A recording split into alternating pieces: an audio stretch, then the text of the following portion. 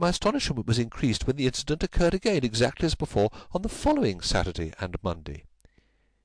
He always kept his distance, and did not molest me in any way, but still it certainly was very odd.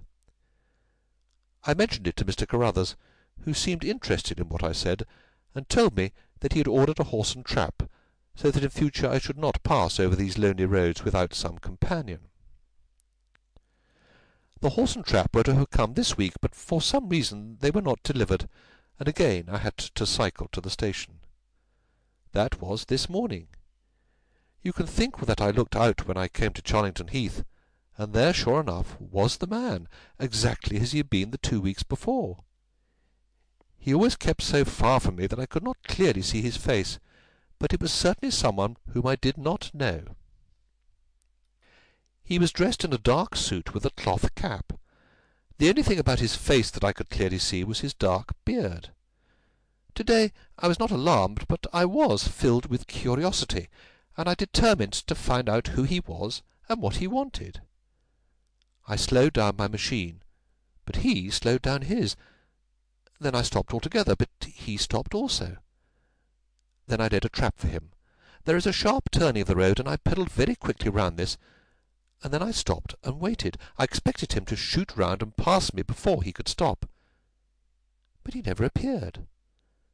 Then I went back and looked round the corner.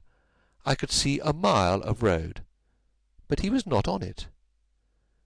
To make it the more extraordinary, there was no side road at this point down which he could have gone. Holmes chuckled and rubbed his hands. "This case certainly presents some features of its own," said he. "How much time elapsed between your turning the corner and your discovery that the road was clear?" 2 or 3 minutes. "Then he could not have retreated down the road, and you say that there are no side roads?" "None." "Then he certainly took a footpath on one side or the other." "It could not have been on the side of the heath, or I should have seen him." "So, by the process of exclusion, we arrive at the fact that he made his way towards Charlington Hall, which, as I understand, is situated in its own grounds on one side of the road. Anything else?" "Nothing, Mr. Holmes, save that I was so perplexed that I felt I should not be happy until I had seen you and had your advice." Holmes sat in silence for some little time. "Where is the gentleman to whom you are engaged?" he asked at last. "He is in the Midland Electrical Company at Coventry." "He would not pay you a surprise visit?" "Oh, Mr. Holmes, as if I should not know him." "Have you had any other admirers?" "Several before I knew Cyril." "And since?" "There was this dreadful man Woodley, if you could call him an admirer." "No one else?"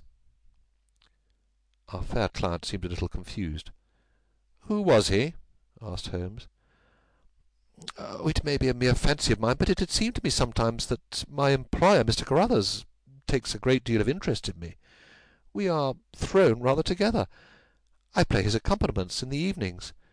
He's never said anything. He's a perfect gentleman. But a girl always knows." Holmes looked grave. "What does he do for a living?" "He's a rich man." "No carriages or horses?" "Well, at least he is fairly well-to-do, but he goes into the city 2 or 3 times a week. He is deeply interested in South African gold shares." "You will let me know any fresh development, Miss Smith. I am very busy just now, but I will find time to make some inquiries into your case. In the meantime, take no step without letting me know. Good-bye, and I trust that we shall have nothing but good news from you." "It is part of the settled order of nature that such a girl should have followers," said Holmes, as he pulled at his meditative pipe, "but for choice not on bicycles on lonely country roads. Some secreted lover beyond all doubt. But there are curious and suggestive details about the case, Watson." "That he should appear only at that point?" "Exactly. Our first effort must be to find out who are the tenants of Charlington Hall. Then again, how about the connection between Carruthers and Woodley, since they appear to be men of such a different type? How came they both to be so keen upon looking up Ralph Smith's relations? One more point. What sort of a menage is it which pays double the market price for a governess which does not keep a horse, although 6 miles from the station? Odd, Watson, Very odd. You will go down? No, my dear fellow, you will go down. This may be some trifling intrigue, and I cannot break my other important research for the sake of it. On Monday you will arrive early at Farnham. You will conceal yourself in Heath. You will observe the fact for yourself, and act as your own judgment advises. Then, having inquired as to the occupants of the hall, you will come back to me and report. And now, Watson, not another word of the matter until we have a few solid stepping-stones on which we may hope to get across to our solution. We had ascertained from the lady that she went down upon the Monday by the train which leaves Waterloo at 9:50, so I started early and caught the 9:13. At Farnham station I had no difficulty in being directed to Charlington Heath. It was impossible to mistake the scene of the young lady's adventure, for the road runs between the open heath on one side and an old yew hedge upon the other, surrounding a park which is studded with magnificent trees. There was a main gateway of lichen-studded stone, each side pillar surmounted by mouldering heraldic emblems. But besides this central carriage drive, I observed several points where there were gaps in the hedge and paths leading through them. The house was invisible from the road, but the surroundings all spoke of gloom and decay. The heath was covered with golden patches of flowering gorse, gleaming magnificently in the light of the bright spring sunshine. Behind one of these clumps I took up my position, so as to command both the gateway of the hall and a long stretch of the road upon either side. It had been deserted when I left it, but now I saw a cyclist riding down it from the opposite direction to that in which I had come. He was clad in a dark suit, and I saw that he had a black beard.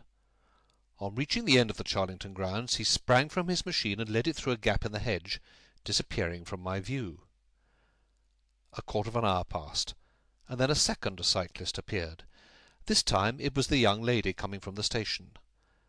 I saw her look about her as she came to the Charlington hedge. An instant later the man emerged from his hiding-place, sprang upon his cycle, and followed her. In all the broad landscape those were the only moving figures, the graceful girl sitting very straight upon her machine, and the man behind her bending low over his handle-bar with a curiously furtive suggestion in every movement. She looked back at him and slowed her pace. He slowed also. She stopped. He at once stopped too, keeping 200 yards behind her. Her next movement was as unexpected as it was spirited. She suddenly whisked her wheels round and dashed straight at him. He was as quick as she, however, and darted off in desperate flight. Presently she came back up the road again, her head haughtily in the air, not deigning to take any further notice of her silent attendant. He had turned also, and still kept his distance until the curve of the road hid them from my sight. I remained in my hiding-place, and it was well that I did so, for presently the man reappeared, cycling slowly back. He turned in at the hall gates and dismounted from his machine. For some minutes I could see him standing among the trees. His hands were raised, and he seemed to be settling his necktie. Then he mounted his cycle and rode away from me down the drive towards the hall. I ran across the heath and peered through the trees. Far away I could catch glimpses of the old grey building with its bristling Tudor chimneys, but the drive ran through a dense shrubbery, and I saw no more of the man. However, it seemed to me that I had done a fairly good morning's work, and I walked back in high spirits to Farnham. The local house-agent could tell me nothing about Charlington Hall, and referred me to a well-known firm in Pall Mall. There I halted on my way home, and met with courtesy from the representative. No, I could not have Charlington Hall for the summer. I was just too late. It had been let about a month ago. Mr. Williamson was the name of the tenant. He was a respectable, elderly gentleman. The polite agent was afraid he could say no more, as the affairs of his clients were not matters which he could discuss. Mr. Sherlock Holmes listened with attention to the long report which I was able to present to him that evening, but it did not elicit that word of curt praise which I had hoped for and should have valued. On the contrary, his austere face was even more severe than usual, as he commented upon the things that I had done, and the things that I had not. "Your hiding-place, my dear Watson, was very faulty. You should have been behind the hedge, and then you would have had a close view of this interesting person. As it is, you were some hundreds of yards away, and can tell me even less than Miss Smith. She thinks she does not know the man. I am convinced